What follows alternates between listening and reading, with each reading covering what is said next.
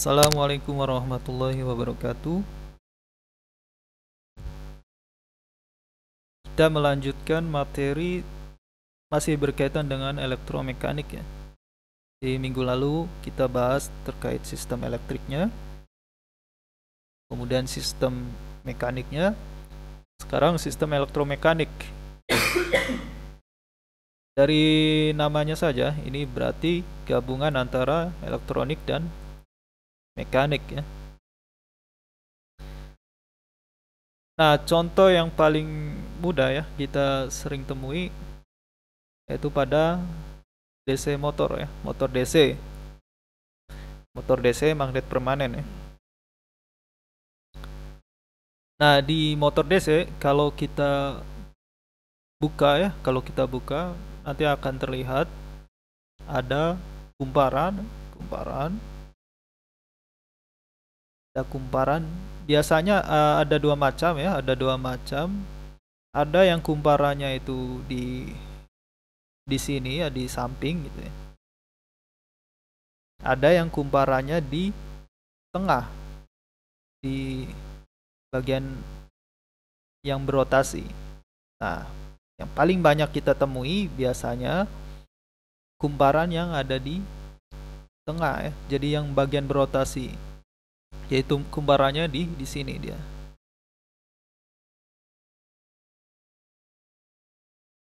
Dan macam-macam pula ya, ada beberapa macam juga. Misalnya kumparannya jumlahnya ada yang banyak, ada yang hanya tiga ya, tiga kumparan gitu. Nah, itu tergantung ya, tergantung jenis motor DC-nya. Nah, sedangkan bagian sampingnya ini terdiri dari ada magnet ya, magnet permanen. Ya, ada magnet permanen. Nah, karena kumparan di tengah ini dia berputar ya, jadi ikut berotasi, maka yang menghubungkan antara listrik ya, antara listrik, sumber listrik dengan kumparan ya, ini adalah ada di sini yang kita sebut brush ya, brush.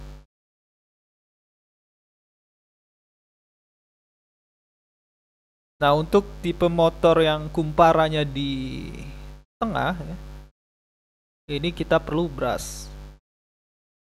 Ada motor yang kumparannya di samping ya, sedangkan di tengah magnetnya yang berputar jadi magnetnya.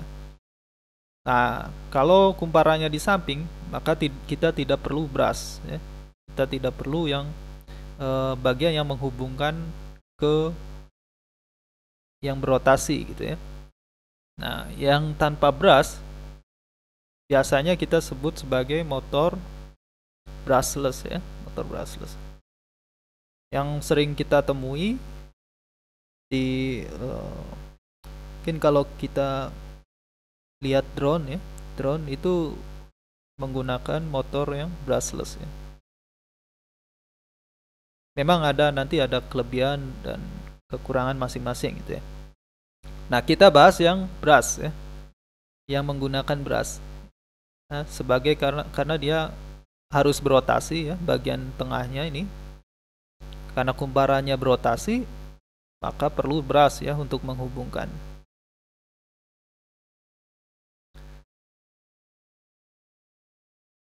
Nah, adanya aliran listrik ya ke sini, kemudian ke kumparan. Aliran listrik melalui kumparan dia akan menghasilkan medan magnet ya, akan menghasilkan medan magnet. Kemudian di sampingnya ada magnet yang memiliki medan magnet ya. Nah, mekanismenya sedemikian rupa sehingga medan magnet yang diakibatkan oleh kumparan ini menghasilkan daya putar ya. Jadi misalkan ini ini magnet ya. Magnet. Misalkan ini medan medan magnet. Jadi ini magnet, di samping-sampingnya ini magnet, muncul medan magnet. Kemudian ini ada kumparan. Kumparan dialiri arus ya, dialiri arus listrik.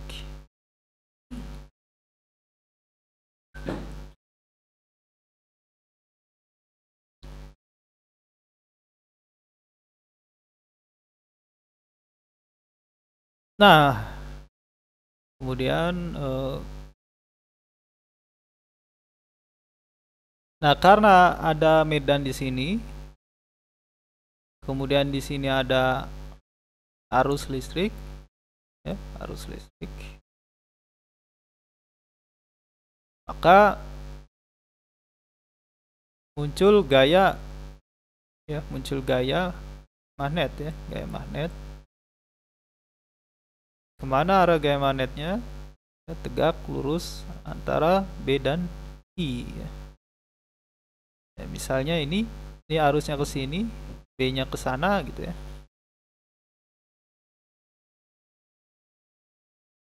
B ke atas, I ke sana, maka gaya yang muncul arahnya ke sana ya, masuk ke bidang ya, masuk ke bidang. Kemudian aliran ke sini, karena ini alirannya sejajar dengan B, maka tidak ada gaya di sini. Di sini juga alirannya sejajar dengan B, tidak ada gaya ke sini. Di sini aliran arusnya ke sini ya. Yang di sini kan ke sini arusnya. Arusnya ke sini karena bersirkulasi ya.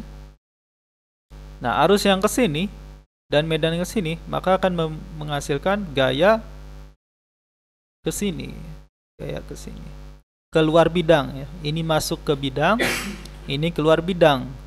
Nah, kalau kita buat porosnya di sini, nah antara gaya yang muncul di sini dan gaya muncul di sini, ini kan terkoppel ya. Ini membuat si kumparan ketarik ke belakang, ini kumparan ketarik ke depan. Kombinasi keduanya ini akan membuat kumparan ini berotasi ya, berotasi ke sini. Rotasi. Nah, ini adalah prinsip kerja dari motor DC. Nah, bagaimana modelnya ya?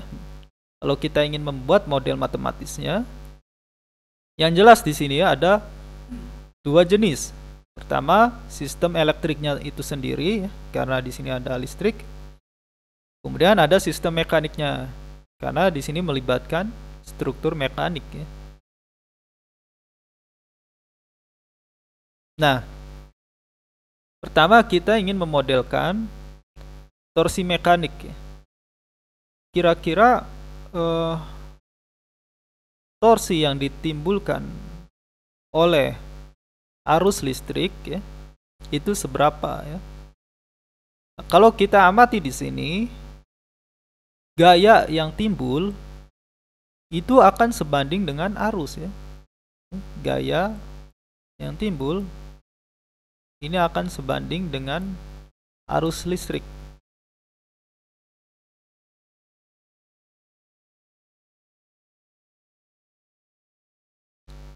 Otomatis torsi juga ya.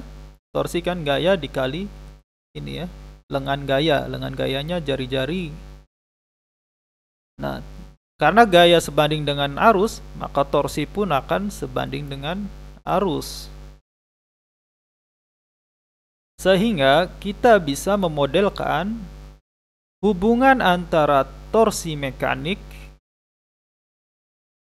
dengan arus listrik itu sebagai torsi sama dengan suatu konstanta proporsionalnya dikali arus ya, konstanta. Karena ini sebanding ya, berarti kita buat kesebandingannya sebagai suatu konstanta yang kita sebut misalnya KT ya. Oke, selanjutnya nah, arus yang mengalir ini melalui kumparan. ingat kumparan, maka akan kita terbayang suatu lilitan ya, lilitan yang misalnya terbuat dari tembaga ya, atau logam lainnya. Nah, kalau berkaitan dengan lilitan, pastilah di situ kita akan terbayang suatu induktor ya. Jadi kumparan ini bisa kita modelkan sebagai suatu induktor. Oke, jadi kumparan bisa kita modelkan sebagai suatu induktor. Tapi karena logam ataupun misalnya tembaga di sini untuk membuat kumparannya ya. Ini kan kumparannya cukup banyak ya, cukup banyak. Misalnya ada 100 lilitan atau 200 dan atau lainnya gitu ya. Otomatis kawat yang digunakan ini cukup panjang. Nah, kalau kawatnya cukup panjang, maka hambatan dari kawat cukup ya. Maksudnya tidak bisa kita abaikan gitu ya. Jadi ada hambatan dari kawatnya itu sendiri. Maka modelnya kita tambahkan selain induktor, kita tambahkan modelnya ada resistor ya. Jadi hambatan si kawatnya. Jadi selain induktansi dari lilitannya, ada hambatan dari kawatnya. Nah, kemudian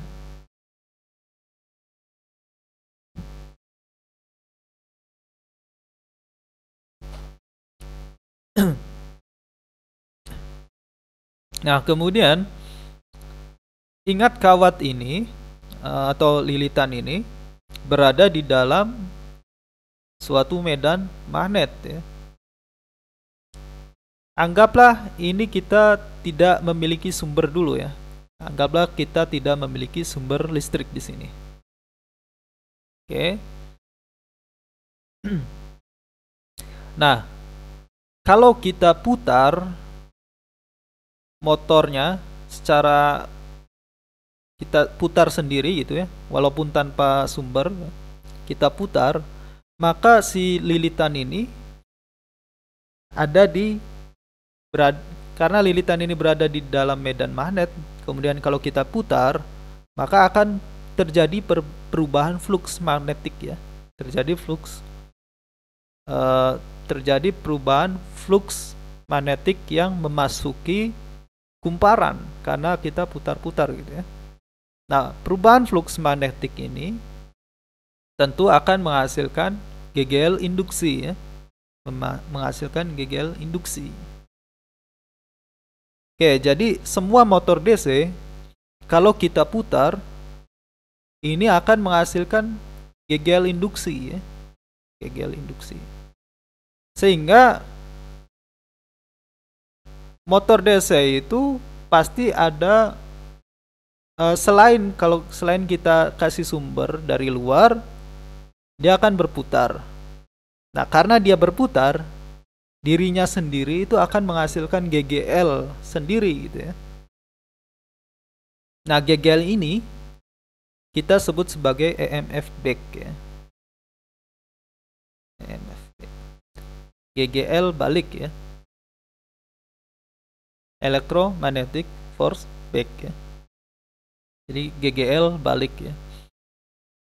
Nah, besarnya GGL balik atau EMF back ya, ini adalah ET sama dengan theta dot ini maksudnya turunan pertama terhadap waktu. Artinya ini sama dengan omega ya. Jadi theta dot ini adalah laju rotasi. Nah, ingat bahwa GGL induksi itu sebanding dengan ya, GGL induksi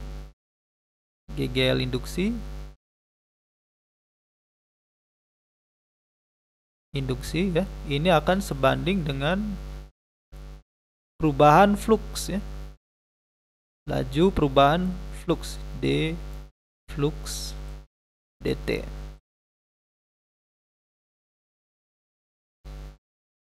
Yang tentunya laju perubahan flux ini berkaitan dengan laju rotasi ya. Semakin tinggi laju rotasi, ya maka laju fluxnya pun akan semakin tinggi. Ya otomatis GGL induksinya pun akan sebanding dengan laju rotasi. Makanya di sini GGL induksi, GGL baliknya ya, ini kita proporsionalkan ya dengan laju rotasi, ya, berarti laju rotasi dikali suatu konstanta ya, suatu konstanta.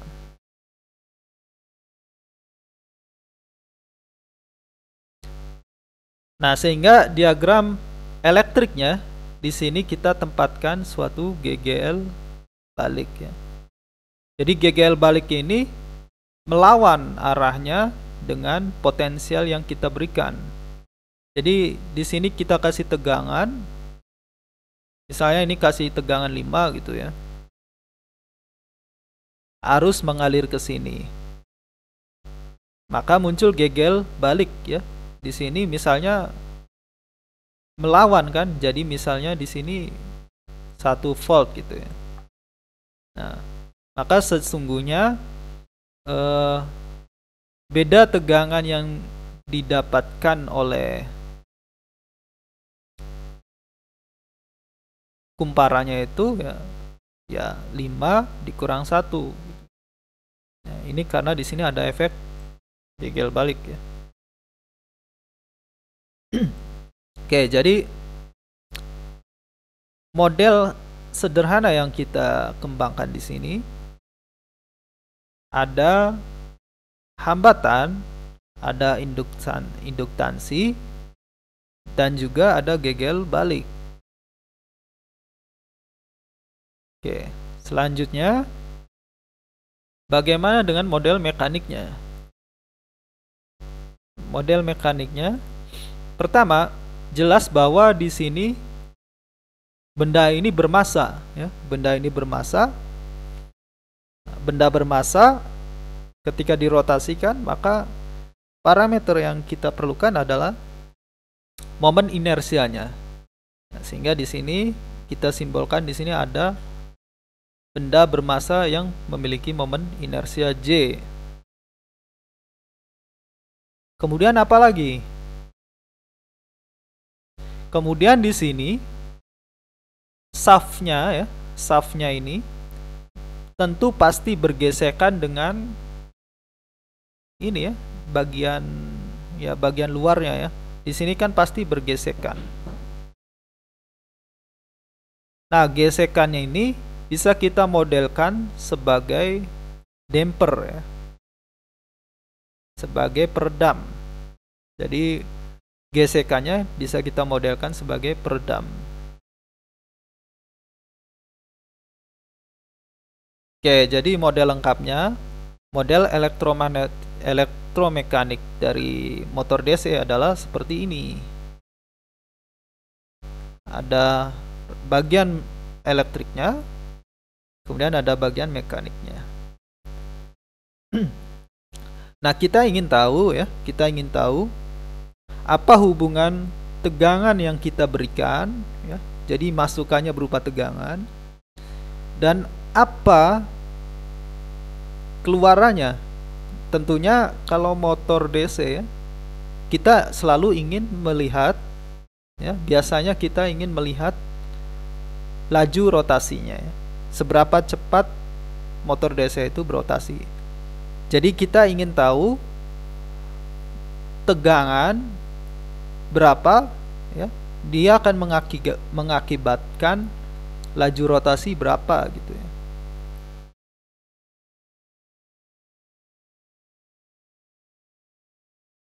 Nah, pertama kita tinjau bagian elektriknya. Jadi ada RL dan GGL balik. Oke. Mudah saja kita analisis di sini. Kita gunakan KVL.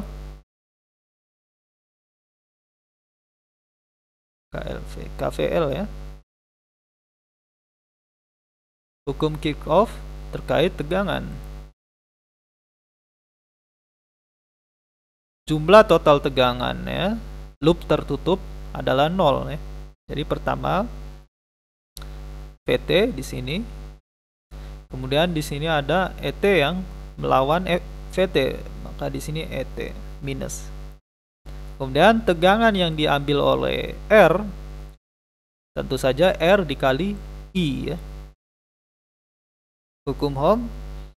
Kemudian tegangan yang diambil oleh induktansi di sini tentu saja L dikali I DI dt ya. Dari definisi induktansi ya kita dapatkan. Oke, karena ET sudah kita modelkan sebagai KE theta dot ya, maka di sini ET kita ganti dengan KE theta dot. Kemudian kita transformasikan, transformasi Laplace-kan ya, dari persamaan ini kita buat dalam bidang S ya, dalam domain S. Maka ini transformasi Laplace-nya Vs KE theta dot S ya, theta dot S. Kemudian R I IT ya IS ya. Dan L DI DT. Ingat ini turunan pertama, maka di sini SIS ya.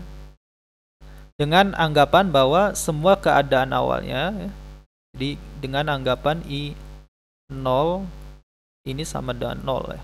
Jadi saat T0 harusnya 0 ya anggapannya. Menghasilkan ini transformasi Laplace-nya. Sehingga kita dapatkan Vs sama dengan ini. Oke. Selanjutnya bagian mekanik ya. Di sini kita memiliki torsi. Nah, akibat torsi ini akibat torsi ini ya, bendanya maksudnya amaturnya ini ya, berotasi. Nah, di sini ada momen inersia dan damper. Hukum Newton ya. Ingat untuk benda berotasi. Di sini ada torsi, kemudian di sini ada akibat momen inersianya.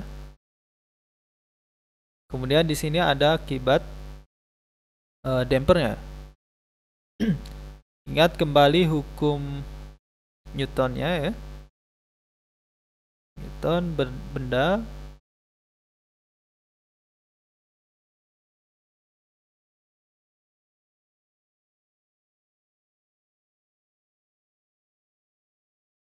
berotasi.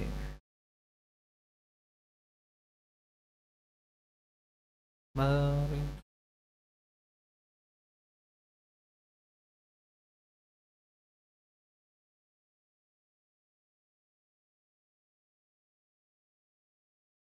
Oke,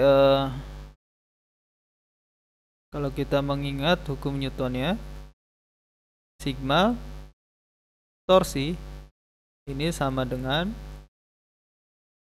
J theta double dot ya. Nah, di sini tentu ada torsi, kemudian ada hambatan ya, torsi yang hilang akibat ada damper di sini. Hingga di sini D theta dot sama dengan J theta double dot. Nah, tentu saja torsi sudah kita modelkan, yaitu sebanding dengan arus ya, yaitu KTI. Sehingga di sini KTI D theta dot. Kemudian theta double dot tentu saja sama dengan theta dot dt, turunan pertama dari theta dot. Kemudian kita transformasi Laplace kan. Jadi ini kita masuk ke domain S, jadi kt is ya. D theta dot s ya. J s d theta dot ya. Ingat kita menganggap d theta dot dt saat t sama dengan 0, ini nilai 0 ya. Jadi kondisi awal atau syarat awalnya semua 0. Maka di sini berlaku transformasi Laplace-nya s theta dot ya. Sehingga kita dapatkan KTIS sama dengan ini. Otomatis IS kita dapatkan sama dengan D plus JS per KT kali theta dot S. Kita substitusikan IS ke persamaan ini. Sehingga kita dapatkan ya VS sama dengan ini. Atau kalau kita rapikan akan didapat VS sama dengan seperti ini. Atau fungsi transfernya kita bisa definisikan fungsi transfernya sebagai perbandingan output dibagi input.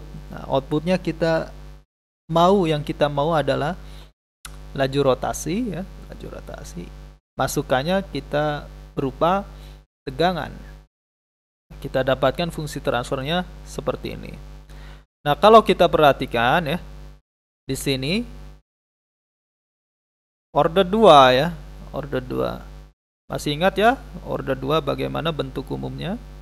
Nah, kita dapatkan fungsi transfernya order 2, maka respon dari motor DC ini ya pastilah sebagaimana fungsi transfer order 2 yang pernah kita bahas sebelumnya ya. Jadi kalau kita gambarkan ya, kalau misalkan ini waktu, misalnya ini VT-nya.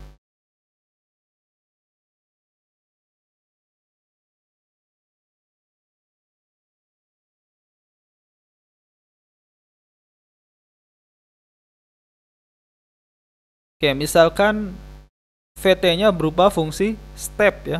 Awalnya 0 misalnya. Saat T 0 gitu ya,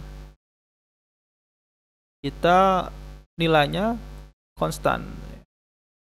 Misalnya kita punya motor DC ya, saat T0 kita beri tegangan 10 volt misalnya.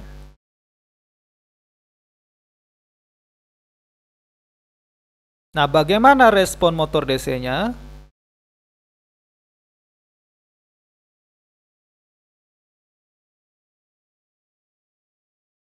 Anggaplah ini under damp responnya, atau misalnya critically damp, atau misalnya over damp ya. Yang jelas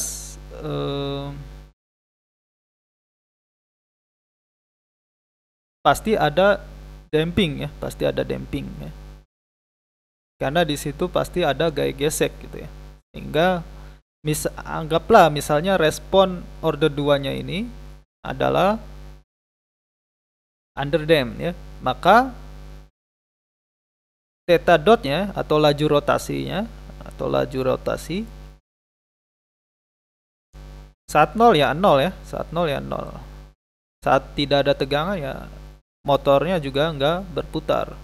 Nah, saat pertama kali diberi tegangan, nah maka kecepatannya akan bertambah. Kemudian berosilasi. Nah, gitu ya.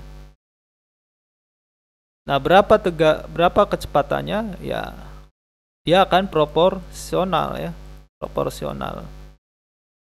Jadi omega ini akan proporsional dengan, ya lihat, kita bisa lihat di sini ya, omeganya sama dengan fungsi transfer kali tegangan ya. Otomatis nanti omeganya pasti akan proporsional dengan tegangan ya.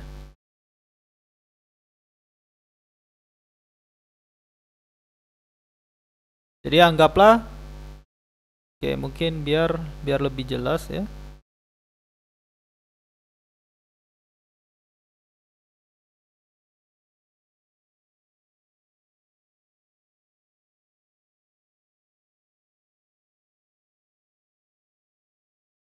Karena ini subuhnya berbeda sebetulnya ya. Nah, misalnya ini respon dari omeganya. Sedangkan ini respon dari tegangannya ya.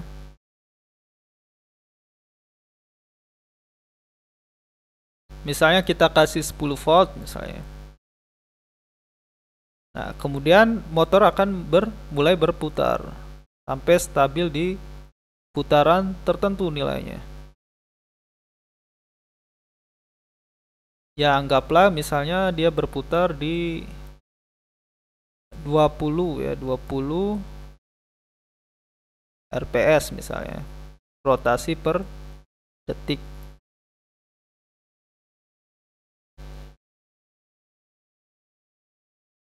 Nah, kemudian kalau kita naikkan tegangannya, naikkan lagi tegangannya misalnya ya, menjadi 15 volt. Maka bisa kita tebak dia akan, kecepatannya akan bertambah juga ya, bertambah juga.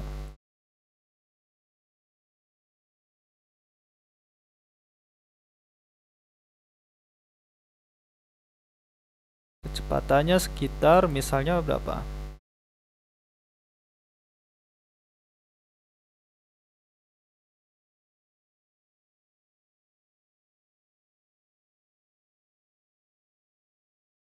Misalnya omega sama dengan, ya misalnya 30 RPS misalnya.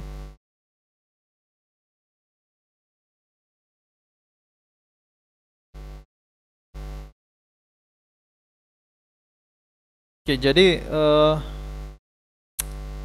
kita sudah bisa menganalisis ya kira-kira respon dari motor DC ini ketika kita beri tegangan. Tentu putarannya akan lebih cepat ya ketika tegangannya kita naikkan. Ini kalau responnya underdamped ya. Kalau misalnya responnya overdamped ya bisa aja seperti ini responnya. Kemudian di sini, jadi tanpa osilasi, dia langsung ke titik tertentu. Ya bisa kita amati dari putaran si motor DC-nya ya.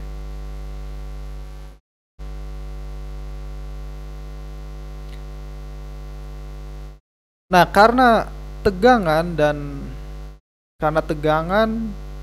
dan laju rotasi ini memiliki hubungan ya, kita bisa manfaatkan fakta ini untuk membuat kontrol laju rotasi motor DC. Oke, kita sudah dapatkan fungsi transfernya seperti ini, order 2 ya. Nah, maka si motor DC ini inputnya berupa tegangan ya, keluarannya berupa laju rotasi. Nah, misalnya kita buat settingnya ini ya tentunya dalam laju rotasi. Kita ingin set laju rotasinya berapa? Kita ingin set misalnya pengen 10 RPS misalnya. Maka di sini kita perlu kontrol ya. Jadi di sini ada fungsi transfer dari sistem kontrolnya. Misalnya paling banyak digunakan menggunakan kontrol PID misalnya. Ya, atau kontrol dengan fuzzy logic atau lain sebagainya. Tentu di sini ada fungsi transfernya, sehingga fungsi transfer dari kontrolnya ini masukannya berupa error ya, berupa error. Error itu dari mana? Dari nilai set pointnya di sini RS dan nilai hasil bacaan rotasi ya, hasil bacaan rotasi dari motornya. Nah, untuk membaca rotasinya tentu kita perlu sensor. Sehingga di sini pasti ada fungsi transfer dari sensornya itu sendiri. Nah, kemudian di sini inputnya errornya ya, jadi selisih dari R dan output dari HS ya. Anggaplah output dari HS-nya itu A, maka E sama dengan R min A. Nah, di sini VS.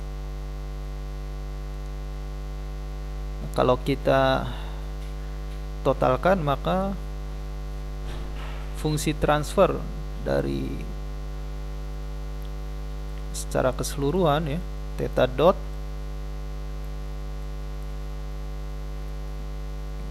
RS ya,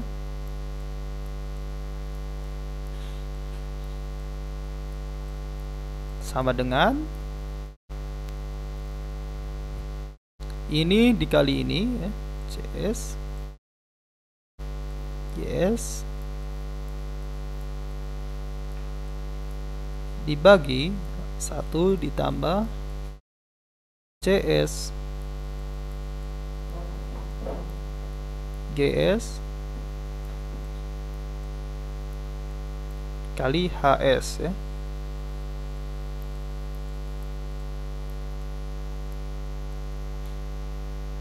Oke.